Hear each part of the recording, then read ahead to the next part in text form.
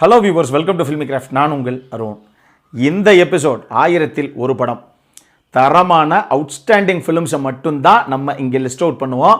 சாதாரணமாக சூப்பராக இருக்க படம் அப்படிங்கிறத கூட இங்கே நம்ம பேச மாட்டோம். அதனால் இந்த எபிசோடு மிஸ் பண்ணாமல் பாருங்கள். இதில் வரக்கூடிய லிஸ்ட் அவுட் பண்ணுற படங்கள்லாம் நீங்கள் பார்த்தே தீர வேண்டிய படங்கள், அதில் சந்தேகமே வேண்டாம். இப்போது இந்த எபிசோடில் நம்ம பார்க்க போகிற அந்த படம் 2019 ஒரு டர்க்கிஷ் எமோஷனல் ட்ராமாவாக வெளியான மிராக்கிள்ஸ் ஆஃப் லவ். இப்போ இந்த படத்துடைய ஒன்லைன் ஸ்டோரி என்ன அப்படின்னு பார்க்கறதுக்கு முன்னாடியே ஒரு விஷயம் இங்கே கிளியராக சொல்லிடுறேன். 2015 த மிராக்கிள்னு சொல்லி ஒரு படம் வந்தது. அந்த டர்க்கிஷ் எமோஷனல் ட்ராமாவும் நம்ம ஏற்கனவே ரிவ்யூ பண்ணியிருக்கோம். நம்மளுடைய பிளேலிஸ்ட்டில் பாருங்கள், உங்களுக்கு தெரியும். அந்த படத்துடைய பாகம் 2 தான் இது. அதாவது அந்த கதையுடைய கண்டினியூட்டியாகத்தான் இந்த படமே, இந்த கதையும் அப்படியே தொடர்ந்து தான் வரும். அதனால் இப்படி இருக்கிற இந்த பேரால் சில பேர் கேட்குறது உண்டு, ப்ரோ அப்போ அந்த முதல் பாட்டு பார்த்தா தான் ரெண்டாவது பாட்டு புரியுமா நமக்கு அப்படின்னு. அப்படி கிடையாது. இந்த படம் ஒரு ஸ்டாண்டலோன் ஃபிலிமாகவே நீங்கள் பார்த்து ரசிக்கலாம். ஒரு சில ரெஃபரன்சஸ் ஃபர்ஸ்ட் பார்ட்டுக்கு இவங்க வச்சிருந்தா கூட அது இதிலேயே அழகாக புரிகிற மாதிரி சொல்லிட்டாங்க. அதனால் ஃபர்ஸ்ட் பார்ட் பார்க்கணும் அப்படிங்கிற அவசியம் கிடையாது. இருந்தாலும் முதல் பாகமே அந்தளவுக்கு அற்புதமான படம். பார்க்கணுன்னா பாருங்கள். இப்போ இந்த படத்துடைய ஒன்லைன் ஸ்டோரி என்ன அப்படின்னு நம்ம பார்த்துடலாம். ஊர்லேயே அழகான ஒரு பொண்ணு, அந்த பொண்ணு சந்தர்ப்ப சூழ்நிலை காரணமாக கல்யாணம் பண்ணிக்கிற ஒரு ஃபிசிக்கலி சேலஞ்சடான ஒரு நபர். தன்னுடைய கணவர் இந்த மாதிரி இருக்கிறாரு, அதாவது அவருடைய சொந்த வேலைகளை கூட, சுய வேலைகளை கூட அவரால் பார்த்துக்க முடியல அப்படிங்கிற காரணத்தினாலேயே அவரை பார்த்து கைகொட்டி சிரிக்கிற இந்த ஊர். இதுக்கப்புறம் இந்த கதையில் நடந்த அந்த மேஜிக் என்ன, இதுதான் இந்த படத்துடைய ஒன்லைன் ஸ்டோரியை. இப்போது இந்த படத்துடைய டீட்டெயில் ரிவ்யூக்கு போகலாம். முதல்ல இந்த படத்துடைய கதை என்ன அப்படின்னு நம்ம பார்த்துருவோம்.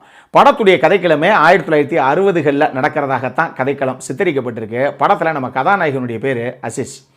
இவர் பேசிக்காக ஒரு ஃபிசிக்கலி சேலஞ்சு பர்சன். இவருக்கு கையும் சரி காலும் சரி ஒன்று ஒரு பொசிஷனில் இருக்குது. இன்னும் சொல்லணும் அப்படின்னா அவருடைய இடது கால் இப்படி இருக்குன்னு வச்சுக்கோங்களேன், வலது கால் இப்படி இருக்குது. இந்த மாதிரி இருந்தால் அவரால் எப்படி நடக்க முடியும்? நடக்கிறதுலாம் கிடையாது. அவர் ஊர்ந்து தான் போகிறாரு. ஊரில் இருக்கவங்கலாம் இவரை நத்த அப்படின்னு சொல்லி தான் கேலி கிண்டல் பண்ணி கூப்பிட்றாங்க.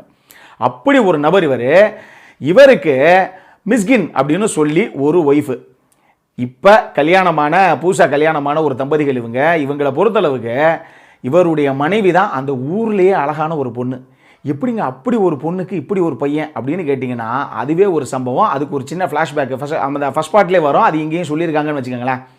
ஆக்சுவலாக கதாநாயகனுடைய அப்பா இருக்கார் இல்லையா, அவர் கதாநாயகியுடைய அப்பாவை கொலை செய்கிறதுக்கு ஒருத்தன் வருவான். அந்த டைமில் ஹீரோவுடைய அப்பா தன்னுடைய உயிரை பணைய வச்சு ஹீரோயினுடைய அப்பாவை அங்கேருந்து காப்பாற்றுவார். அந்த தருணத்தில் என் உயிரே காப்பாற்றிட்டீங்க, உங்களுக்கு என்ன பண்ணணும் சொல்லுங்கள், நீங்கள் என்ன கேட்டாலும் நான் தர்றேன் அப்படின்னு கதாநாயகியுடைய அப்பா அங்கே சொல்ல போக, என் பையனுக்கு உங்கள் பொண்ணை கொடுக்குறீங்களா, உங்களுக்கு ஒரு பொண்ணு இருக்குங்கிறது எனக்கு தெரியும் அப்படின்னு சொல்லி கதாநாயகனுடைய அப்பா கேட்டுருவாப்ல. கதாநாயகியுடைய அப்பா அவளை தானே விடுங்க, இந்த உலகமே அழிஞ்சாலும் சரி உங்கள் பையனுக்கு தான் என் பொண்ணு அப்படின்னு சொல்லிவிடுவார். ஆனால் இவர் யார், கதாநாயகன் எந்த மாதிரி ஃபிசிக்கலி சேலஞ்சடான ஒரு ஆளுங்கிறது இவருக்கு தெரியாதப்ப. ஆனால் சொல்லிவிடுவார். அந்த ஊர்லலாம் முதல்ல பார்க்குற விஷயங்கள்லாம் கிடையாது போல தெரியுது. நேராக கல்யாணத்துக்கு கூட்டு வர்றாங்க. வரும்போது பொண்ணை கூட்டுட்டு வர்றாங்க. அந்த ஏரியாவில் இந்த பொண்ணு மேலே ஆசைப்படாத ஆளே கிடையாது. அவ்வளோ ஒரு அழகு பதுமை இந்த பொண்ணு. யார், கதாநாயகி. இவங்க குதிரையில் வர்றாங்க. வர்ற டைமில் இவர் தான் நம்ம கட்டிக்க போகிறவர் அப்படின்னு சொல்லி ஆசையாக நிமிந்து பார்த்தா, நான் சொன்ன மாதிரி நாலா பக்கம் ஒரு கையும் ஒரு காலும் வேறு வேறு திசையில் நின்றுக்கிட்டு கையில் இருக்க சாக்லேட்டை தூக்கி விசிறிக்கிட்டு இருக்காரு சந்தோஷத்தில் அவர். காரணம் என்னென்னா அவர் கூட இருக்க சகோதரர்கள் எல்லாம், டேய் வாழ்க்கையில் உனக்கெல்லாம் கல்யாணம் நடக்கவே நடக்காதுன்னு சொன்னா, இப்படி ஒரு அழகு பதுமையை கடைசியாக அப்பா உனக்கு பார்த்துட்டு வந்திருக்காரு வர்றா அப்படின்னா அவருக்கு அவ்வளோ பெரிய சந்தோஷம், நமக்கு இவ்வளோ அழகான பொண்ணா அப்படின்னு. ஆனால் குதிரையில் உட்கார்ந்த மணிக்கே சாரையாக கண்ணீர் வடிக்கிறாங்க இவங்க. காரணம் என்னென்னா இந்த ஊரில் இவ்வளோ அழகான பொண்ணாக இருந்து கடைசியில் இப்படி ஒரு மாப்பிள்ளையாக கடவுள் நமக்கு கொடுக்கணுங்கிற ஒரு வைத்திருச்சு அவங்களுக்கு. அப்படி இருந்தோம் கடைசியாக அப்பா ஒத்துக்கிட்டாரு. அப்பா வார்த்தைக்கு பேச்சுக்கு கட்டுப்பட்டு நம்ம கல்யாணம் பண்ணிப்போன்னு சொல்லி வர கல்யாணமும் பண்ணிக்கிறாங்க. பண்ணால் ஊரில் இருக்கவங்க எல்லாரும் கேலி கிண்டல் பண்ண ஆரம்பிக்கிறான். இதன் காரணமாக நாங்கள் வேறு ஊருக்கு போகிறோம். இது ஒரு சின்ன கிராமத்தில் அவர் கதாநாயகனுக்கு அவ்வளோ பெரிய குடும்பமே இருக்குது. ஒரு சகோதரர்கள் அப்பா அம்மான்னு எல்லோரும் இருக்காங்க. இதனால் நாங்கள் வேறு ஊருக்கே போகிறோன்னு சொல்லி பக்கத்தில் இருக்க வேறு ஒரு டவுனுக்கே வந்துடுறாங்க 2 பேரும் சேர்ந்து. இப்போது அந்த ஊர்லேயும் இதே கேலி கிண்டல் எல்லாம் ஆரம்பிக்குது. ஊரில் இருக்க தெருவில் விளையாடுற சின்ன பசங்க எல்லாரும் இவர் பின்னாடி ஒரு சின்ன பேப்பர் மாதிரி பின்னாடி இடுப்பில் சொருக விட்டுட்டு, இங்கே பாருங்க நத்தையை தானே பார்த்துருக்கீங்க, வால் இருக்க நத்தையை பார்த்துருக்கீங்களா அப்படின்னு இவர் முன்னாடி நடக்க விட்டு எல்லாரும் கேலி கிண்டல் பண்ணி அவமானப்படுத்தி சிரிக்க. பின்ன ஊருக்கு சுவாபமே அதுதானே, எவன் எப்போ விழுவான், எவன் சாவான், யார் தோற்று போவான், பின்னாடி இருந்து உடனே கைதட்டி சிரிக்கலாம். அதுதானே மக்கள் எல்லாமே. அப்படி ஒரு விஷயம் கதாநாயகனுக்கு அந்த ஊர் ஃபுல்லாக நடக்குது. ஆனால் கதாநாயகியை பொறுத்தளவுக்கு எப்படியாவது இவங்க முன்னாடி நம்ம நல்லபடியாக வாழணும், நம்ம பெருசாக கோடி கோடியாக சம்பாதிக்கிறோமோ இல்லையோ, நல்ல ஒரு நாகரிகமான நல்ல வாழ்க்கையை நம்ம வாழணும் அப்படின்னு நினைக்கிறாங்க. ஆனால் கதாநாயகனை பொறுத்தளவுக்கு அவருடைய சொந்த வேலைகளை சுயமாகவே அவரால் பண்ணிக்க முடியாது. அவருக்கு பல்லு விலைக்கு விடுறதே கதாநாயகி தான். இப்படி ஒரு கதாபாத்திரம். அப்புறம் வாழ்க்கையில் எவ்வளோ பெரிய ஸ்ட்ரகிள் இருக்குங்கிறத மட்டும் பார்த்துக்கோங்க.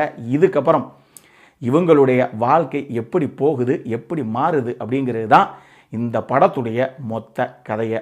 இந்த படத்தை பொறுத்தளவுக்கு எனக்கு ரொம்ப ரொம்ப பிடிச்ச விஷயங்கள் என்ன அப்படின்னா, மாசன் அவர் தான் இந்த படத்தை இயக்குனது. நான் சொன்னது பார்ட் 1 த மிராக்கிள் 2015 வந்த படமும் இவர் டைரக்ட் பண்ண படம் தான். இப்போ நான் சொல்கிற மிராக்கிள்ஸ் ஆஃப் லவ் 2019 வந்த இந்த படமும் அதனுடைய அடுத்த பாகம், இதையும் இவர் தான் இயக்குனது. எழுதுனது இவர் தான், இயக்குனது இவர் தான். இவருடைய ரைட்டிங்கு சான்ஸே கிடையாது, அந்தளவுக்கு பிரில்லியண்ட்டாக பண்ணியிருக்காரு. இந்த படத்தை நீங்கள் ஒரு ஃபீல் குட் படம் அப்படின்னு சொல்லலாம், இல்லை சூப்பரான ஒரு எமோஷனல் ட்ராமாங்க அப்படின்னு நீங்கள் சொல்லலாம். இதெல்லாம் தாண்டி சூப்பரான ஒரு இன்ஸ்பிரேஷனல் ஃபிலிம் சொல்லுங்கள் அப்படின்னா அந்த படமும் இந்த படம் தான். அந்த அளவுக்கு ஒரு கதைக்குள்ளே ஒரு படத்துக்குள்ளே எல்லா விஷயங்களும் வச்சு கொண்டு வந்திருக்காரு. அவ்வளவு அழகாக அந்த படத்தை கொடுத்துருக்காரு.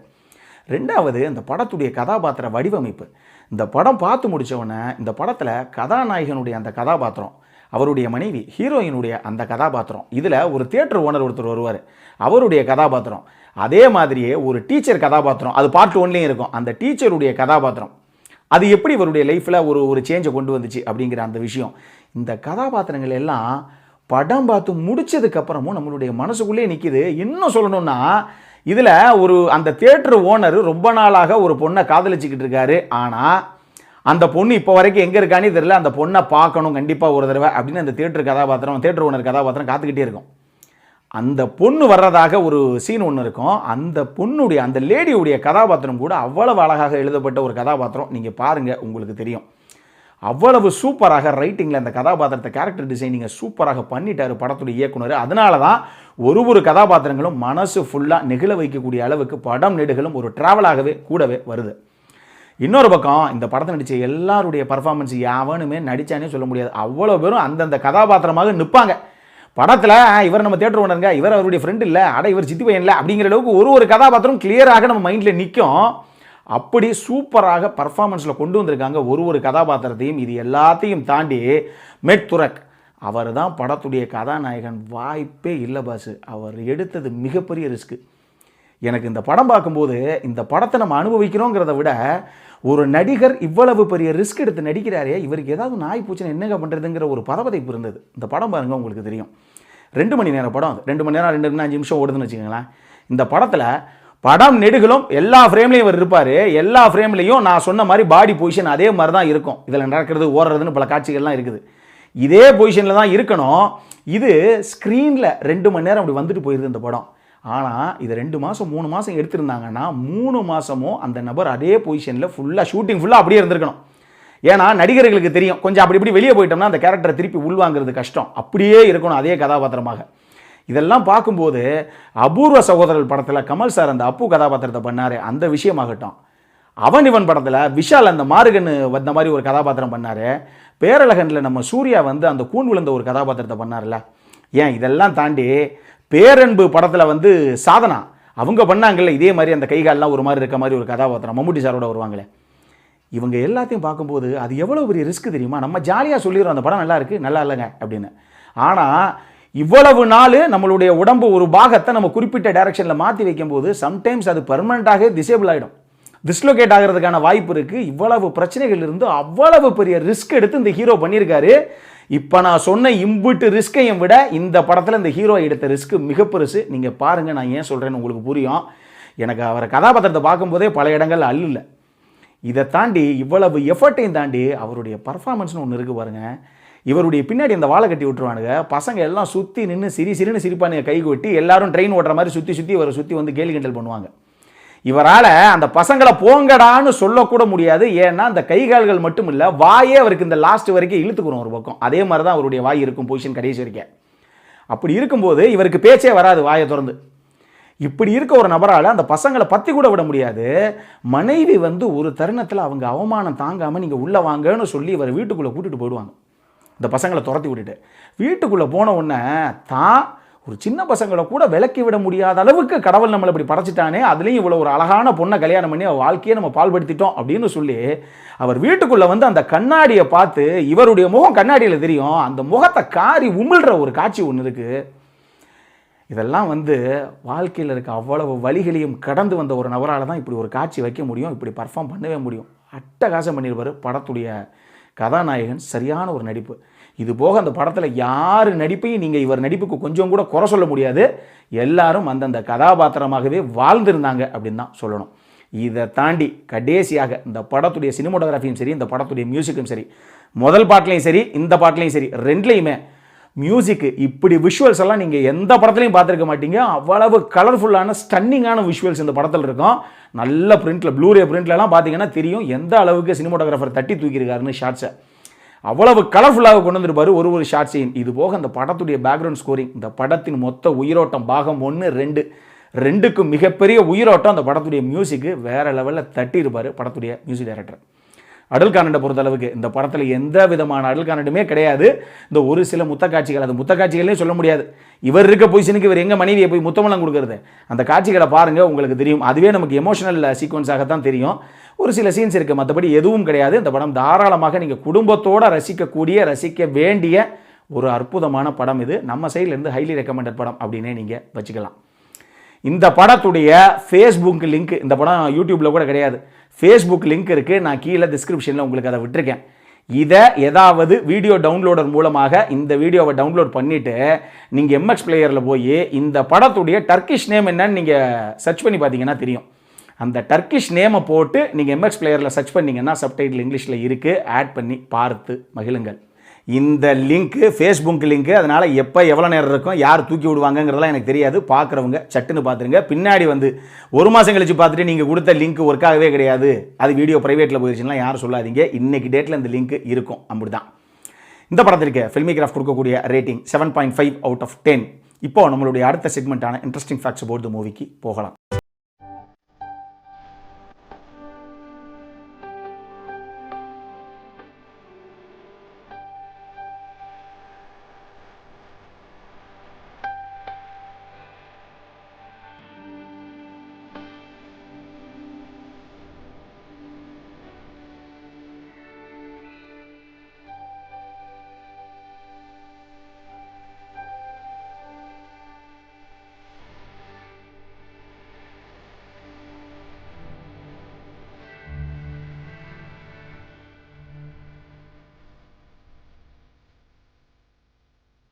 இந்த வீடியோ பிடிச்சிருந்ததுன்னா லைக் பண்ணுங்கள், ரொம்ப பிடிச்சிருந்ததுன்னா உங்கள் ஃப்ரெண்ட்ஸ் எல்லாத்துக்கும் ஷேர் பண்ணுங்கள்.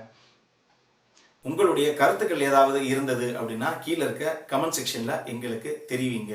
வீடியோவை க்ளோஸ் பண்ணுறதுக்கு முன்னாடி சப்ஸ்கிரைப் பண்ணுங்கள். சப்ஸ்கிரைப் பண்ணும்போது பக்கத்தில் இருக்க நோட்டிஃபிகேஷன் பெல் ஐக்கானையும் கிளிக் பண்ணுங்கள். அப்போ தான் எங்களுடைய வீடியோஸ் எல்லாம் உங்களை ஆன் டைம் வந்து சேரும்.